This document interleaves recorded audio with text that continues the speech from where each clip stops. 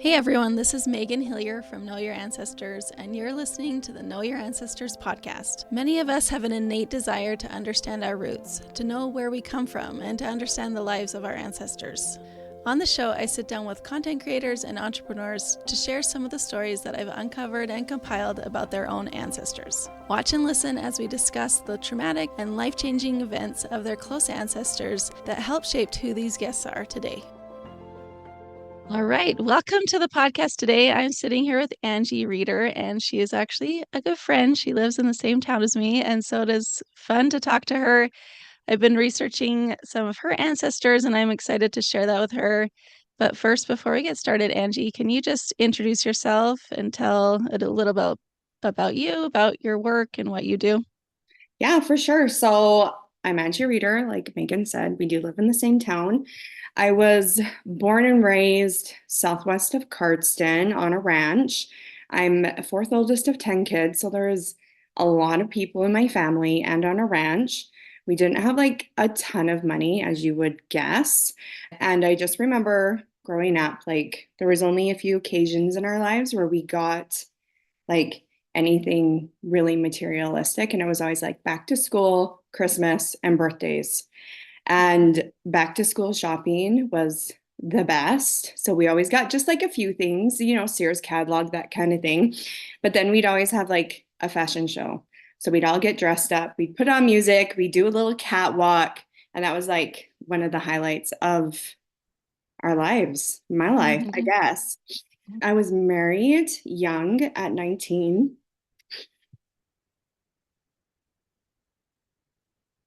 Anyways, sorry, Megan, this is kind of You're emotional good. for me, but I get it. yeah, right. So, had four kids, went through a divorce at in 2018, and it really altered the way my life would be, to be honest. Mm-hmm. I moved to a new town, like literally 3 weeks, and it was, and I just remember I still needed to get up and get dressed for my kids and myself because that was literally the only thing I had control over at that time. Mm-hmm. So before that, I was obviously a stay-at-home mom. I was lucky enough to do that.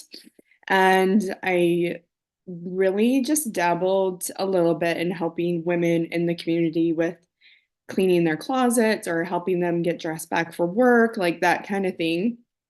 And so that was kind of where I guess my passion started.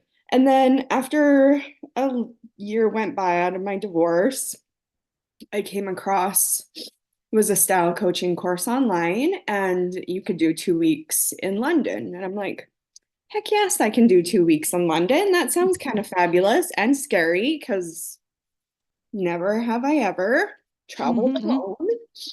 Anyways, so did that and I guess that's where like my passion for helping women like becoming their best selves and helping them find confidence in how they dress and feel really came to play. Mm-hmm. So I started a business called Opal Apparel and Style.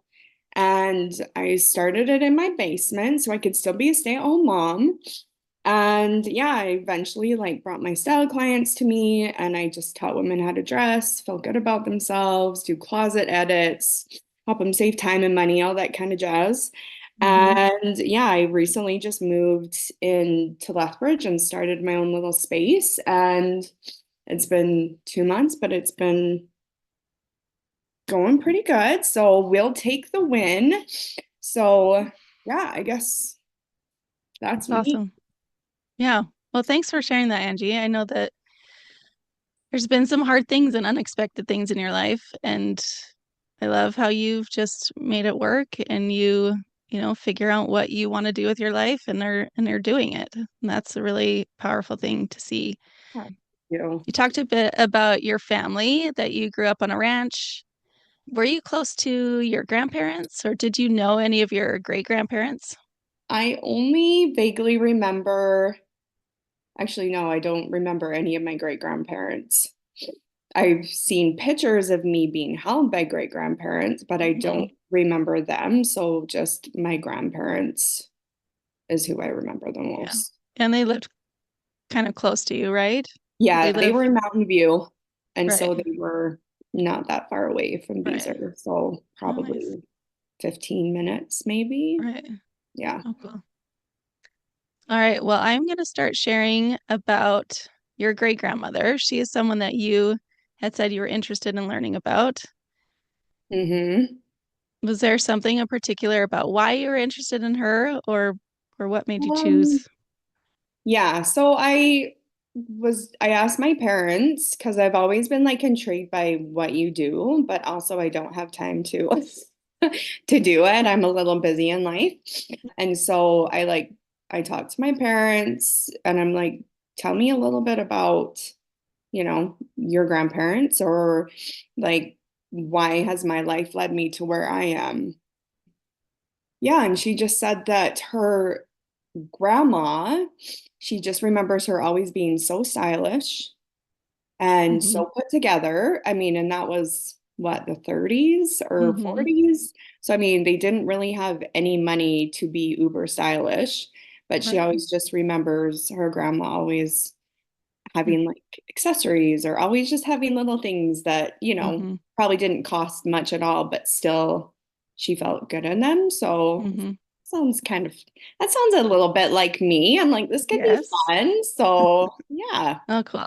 All right. Well, I'm excited to share about her. So I'm going to share my screen and I'll have some pictures and things. So if you're watching or listening, you can go to YouTube to watch the video to see the pictures and things that I share with Angie here.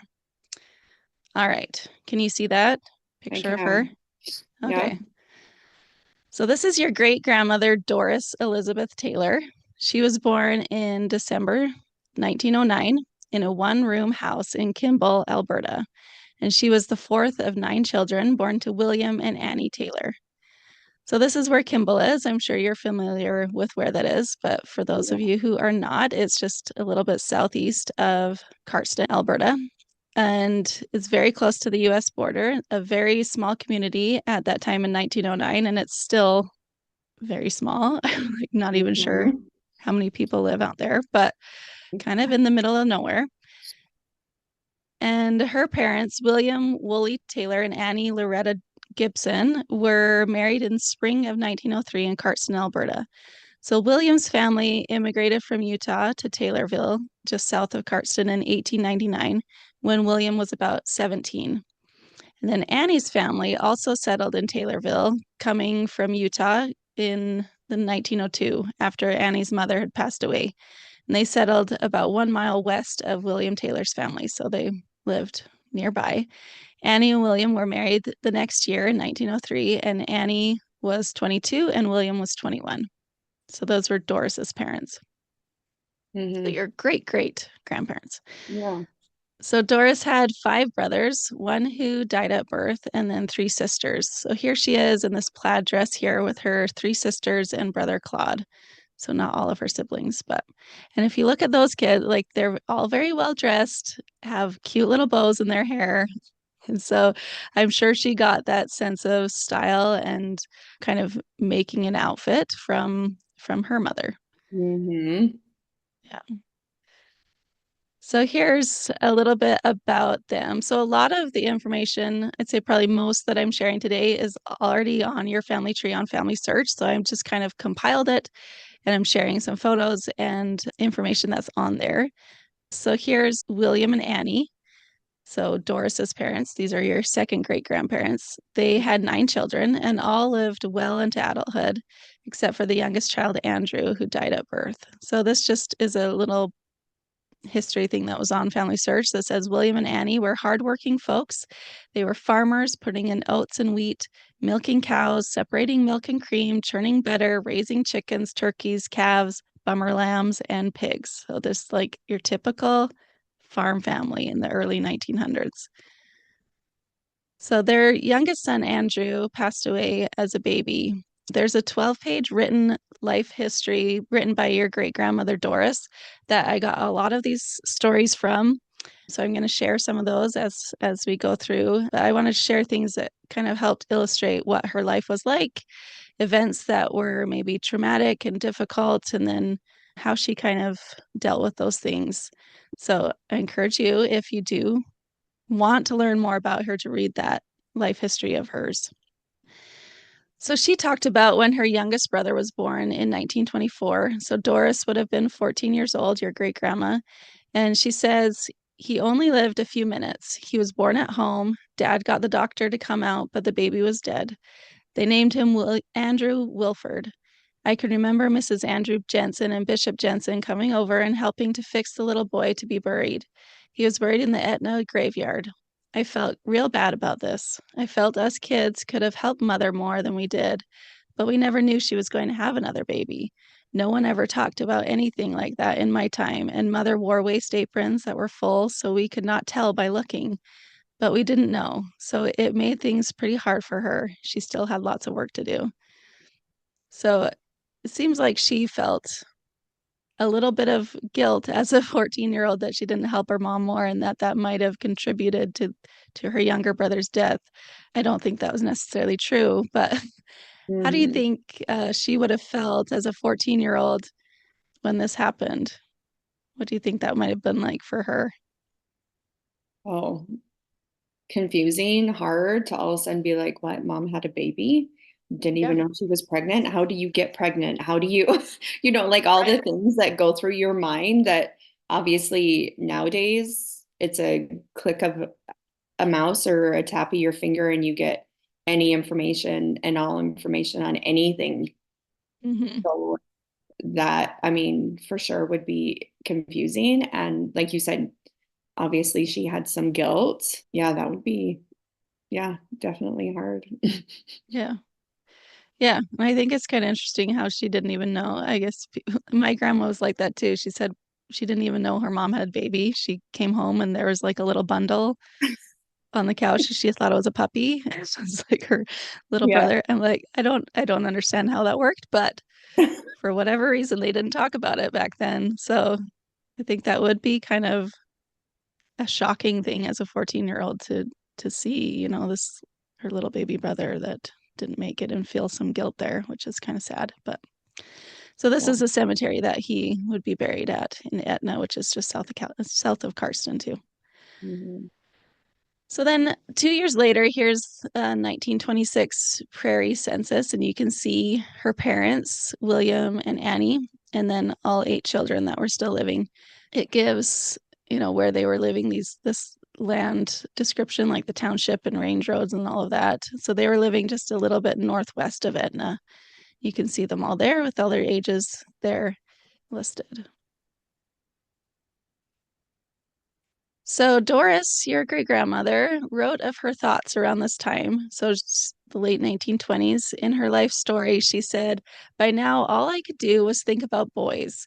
I should say boy, because I wished with all my heart that a cowboy would come riding down over the hill and take me away. I would go with him, but that was just wishful thinking. And then she said later, well, as I told you before, I was wanting my cowboy to come down over the hill and sweep me off my feet. Well, I guess that happened. My cowboy did come, but I didn't pay any attention to him. So Irvin Irvin Lowe, he was living nearby and he started coming around their house with her brothers and other men at the farm and would kind of, have dinner there sometimes and Doris would always go to sleep early. And one time Irvin asked her brother, like, why does Doris always go to sleep so early? And he's like, I don't know. So he started kind of paying attention to her and eventually they, would go on dates and things like that. Irvin just lived south of Doris, so lived nearby. So, and that was him, obviously, in those pictures. He was Mhm. quite the cowboy and rodeo man, which is kind of cool. So he would come over often, and eventually they went to dances together. Here's a really poor picture of him, but this is during their courting days. They were eventually married in 1930. Doris was 20 and Irvin was 32, so quite a bit older than her. Wow. Yeah. Yeah. So William Irvin Lowe, this is Irvin, he was born in Salt Lake City in 1897. His family came to Canada in about 1900, and he was the oldest of seven. His father passed away in 1923, leaving him to run the family farm. So once they were married, they lived on the farm near her, the farm of his mother was still alive, that farm. He was listed as a grain farmer in the 1931 census, and here's him and Doris, and then their first son, Andrew. He was 2 months old. They were renting, so this R here means that they were renting, and their rent was $5 a month. And they lived in a single house made of wood, and it had 2 rooms. That's what the two. And then the no says they had no radio. So they lived in a little house on a farm there. And it gives the land description there, section 33, township 1, range 23.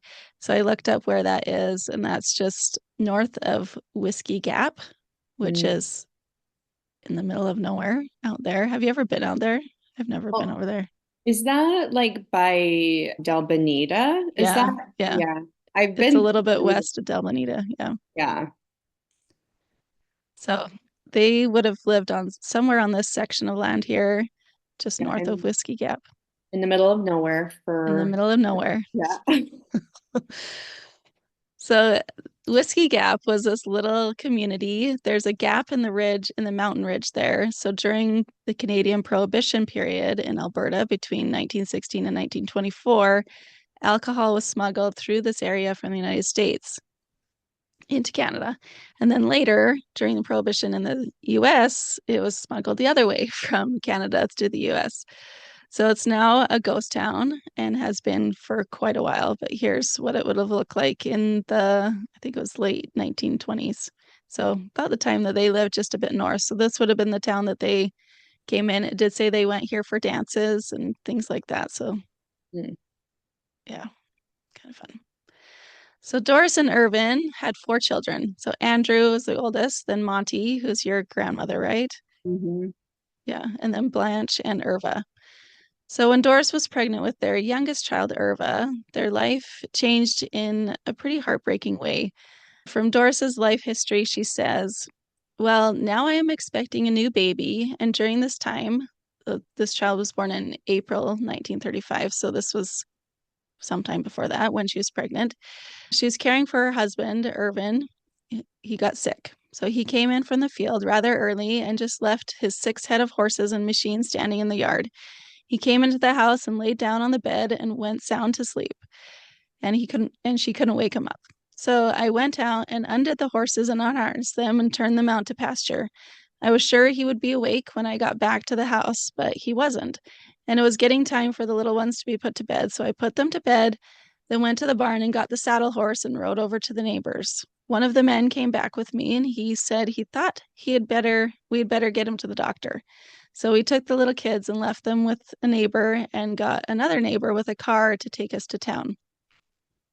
She goes on to say, we took him to the hospital and the doc said he had sleeping sickness.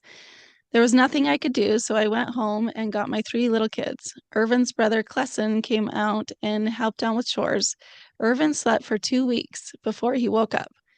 Then he had terrible headaches and his nerves were gone. We took him to Calgary, but nothing more could be done for him. However, he did get lots better.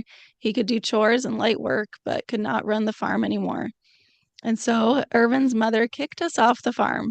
We had no place to go. So my brother Claude had us come live with him. He was not married and had rented some land with a 1-room house on it at Taylorville. He did not live far from my mother. So, like, that's a pretty crazy story.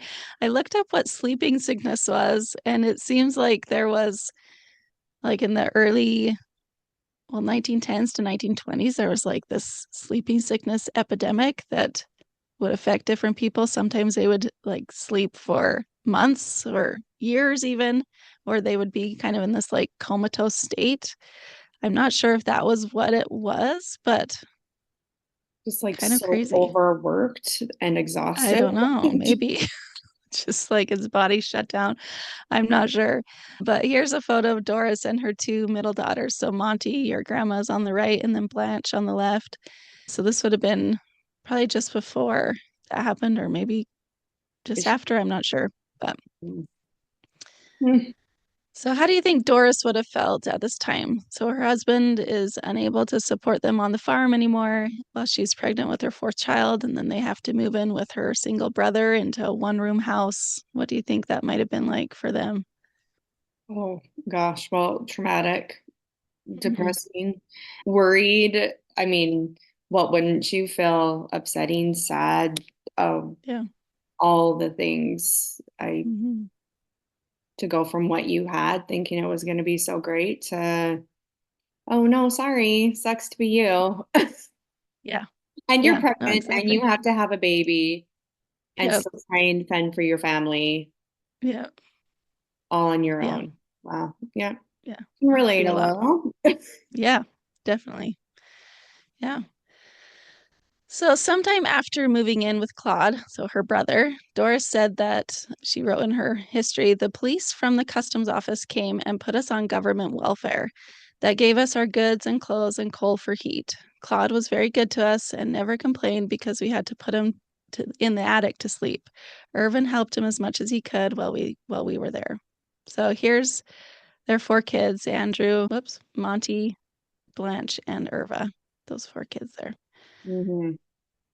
So by 1936, both of Doris's parents had now died of cancer. So they both had really poor health and weren't of much help to Doris either, because they had their own health problems. So Doris and Irvin, they moved to a house in Etna and then eventually to Cardston. And her husband, Irvin, never got better and they stayed on welfare throughout their lives.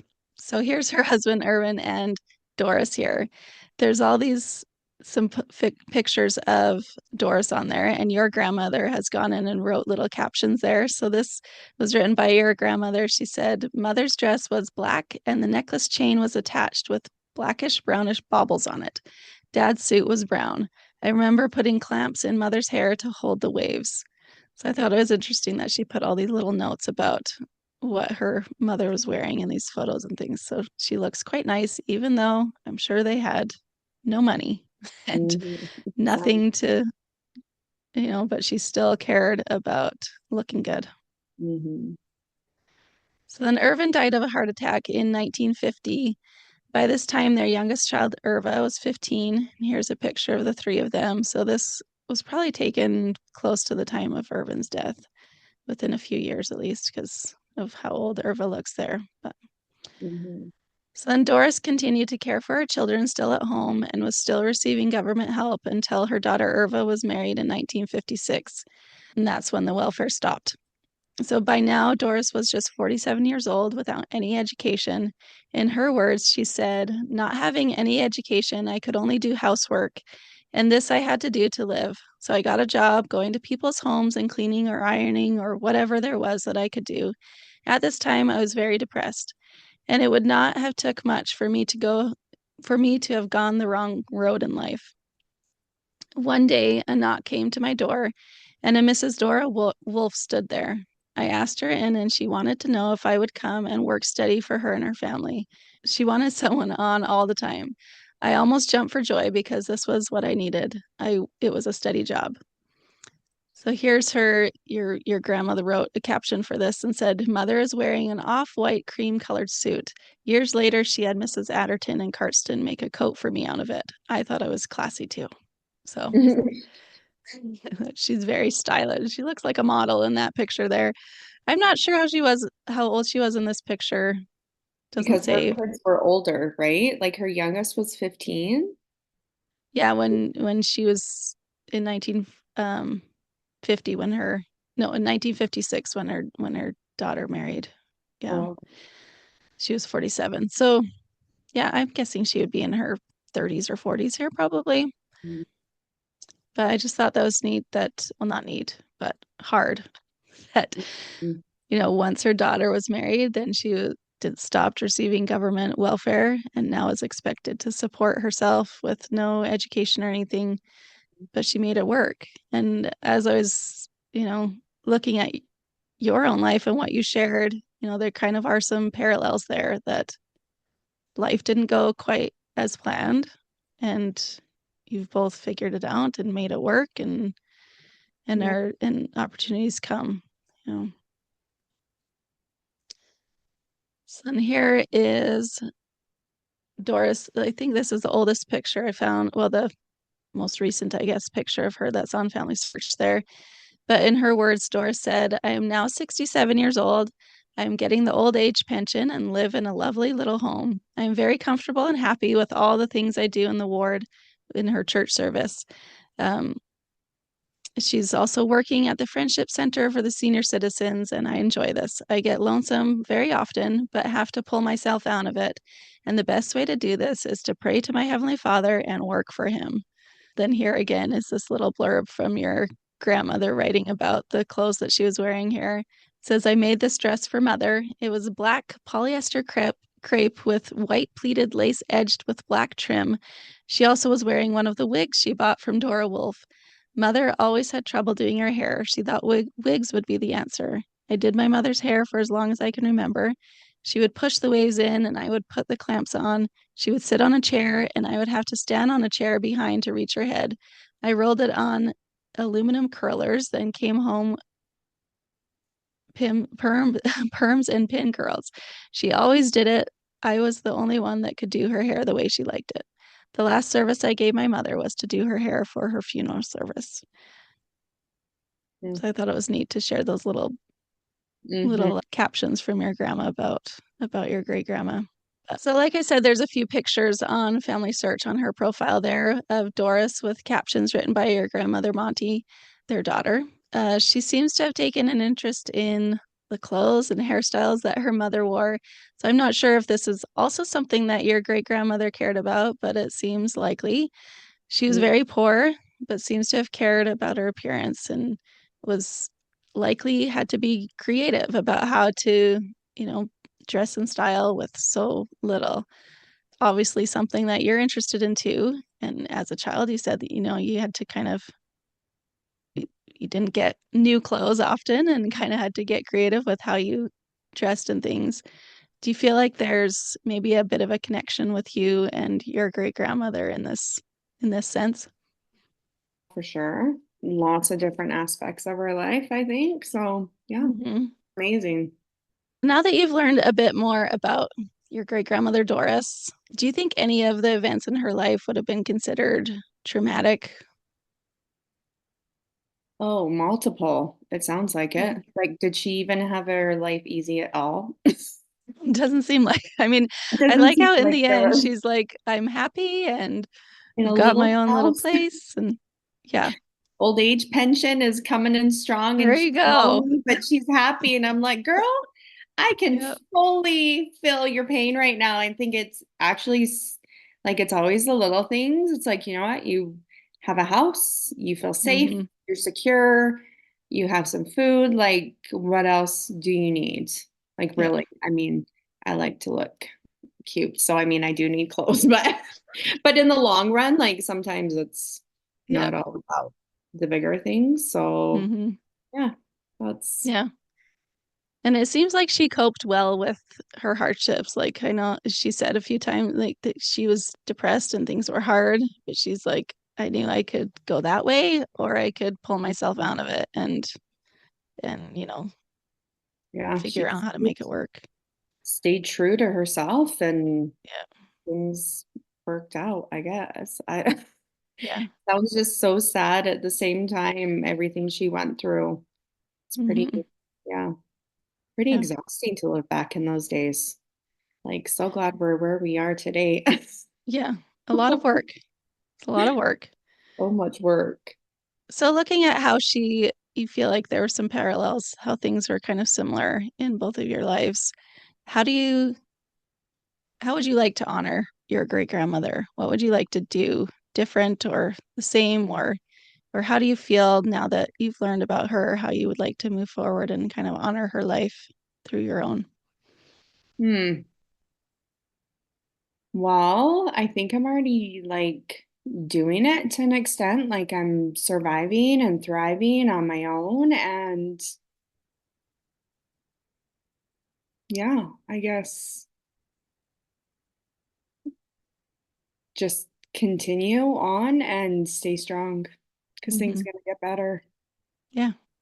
I think you must have some of her in you. Like It takes a certain amount of grit and resilience to have these things that are hard happen, to have unexpected turns come and you're left with, picking up the pieces and trying to figure out how to make life work. And I think you have some of Doris there, some of that strength and grit, and I'm sure that she's here cheering you on and helping you out. Yeah. Awesome. Well, thanks, Angie, for coming and letting me share this with you. How can people find you if they're interested in, do you do primarily in-person work or do you do anything online?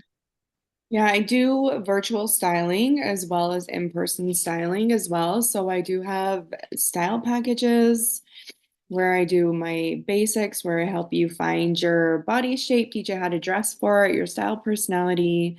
I do confidence coaching, and then the closet edits where I clean and organize your closet, curate the clothes in your closet already that you already have. So I take pictures of outfits that I put together and you can just look through them and know what you're going to wear the next day. So it really does save you time.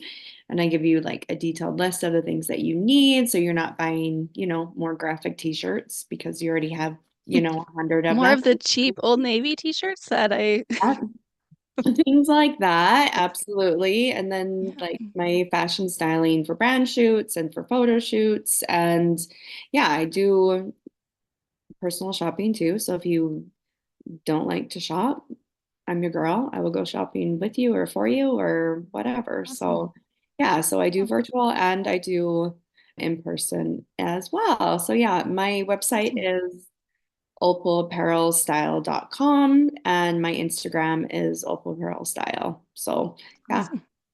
All right. We'll have those both linked in the show notes so you can go check Angie out. She is great. I need your help because I do I not need have that your, skill. oh, I feel like don't we all need a little extra help in life? I just cried all Yes. the way through that. So thank you for being Oh, making no. me so emotional this morning on a Monday morning. Feels That's good. great. That's great. All right. Well, thank you so much, Angie, for being here. And we'll see you guys next time. Perfect. Thanks again, Megan. Thanks so much for listening to the podcast today. If you could leave a rating and review, that would be great. This is how people can find the podcast and get more people to listen and to understand the power of knowing their ancestors. If you want to learn how to do this yourself, how to build your family tree, or how to learn the stories of your ancestors, you can go to knowyourancestors.co to find my 2 courses that are available to purchase. Know Your Family Tree takes you through understanding how to build your family tree and how to research it. This is the basis for how you can find information and stories about your ancestors. And then my more in-depth course, Know Your Ancestor, where you can learn how to look at records differently, how to find those pieces of information that tell your ancestor's story, to consider what trauma they might have experienced, what resilience they had in face of their challenges, and can help you really understand yourself in the process. So you can go check out both of those courses on my website, knowyourancestors.co.